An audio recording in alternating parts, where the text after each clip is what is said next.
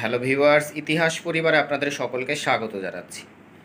মাদ্রাসা service কমিশনের 7th SLST পরীক্ষা সম্পূর্ণ হয়েছে আজকে প্রায় 5 থেকে 6 মাস হতে চলল, কিন্তু তার যে রেজাল্ট সে রেজাল্ট কিন্তু এখনও পাবলিশড হয়নি। ফলে এই রেজাল্ট কবে নাগাদ বেরোবে তা নিয়ে কিন্তু পরীক্ষার্থীদের মধ্যে একটা উদ্বেগ সৃষ্টি হয়েছে। অনেক ইউটিউবার বলছেন যে জুলাই মাসের শেষ অথবা আগস্ট মাসের প্রথমের দিকে মাদ্রাসা সার্ভিস কমিশনের যে রেজাল্ট সেটা বেরোতে চলেছে। কিন্তু আপনাদের জানিয়ে রাখি যে যারা এই সমস্ত কথা বলছে যে এই মাসের শেষে অথবা আগস্টের প্রথমের দিকে রেজাল্ট পাবলিকেশন হবে বা হওয়ার একটা সম্ভাবনা রয়েছে, সেটা কিন্তু সম্পূর্ণই ভুল। তারা একটা আন্দাজে ঢিল ছোড়ার মতো করে একটা প্রেডিকশান আপনাদের সামনে রাখছে।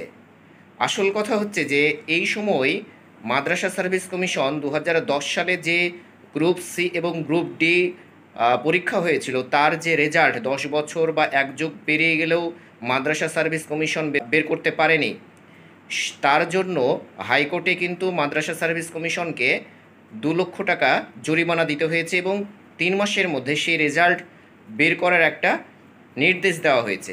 ফলে মাদ্রাসা সার্ভিস কমিশন কিন্তু এই মুহূর্তে সেই রেজাল্ট বের করার জন্য তৎপর বা সেই কাজেই তারা লেগে রয়েছে। ফলে এই মুহূর্তে বা এই মাসে বা আগস্টের প্রথমের দিকে মাদ্রাসা 7th এসএলএসটির রেজাল্ট বের হওয়ার কোনো সম্ভাবনা কিন্তু আমি দেখছি না।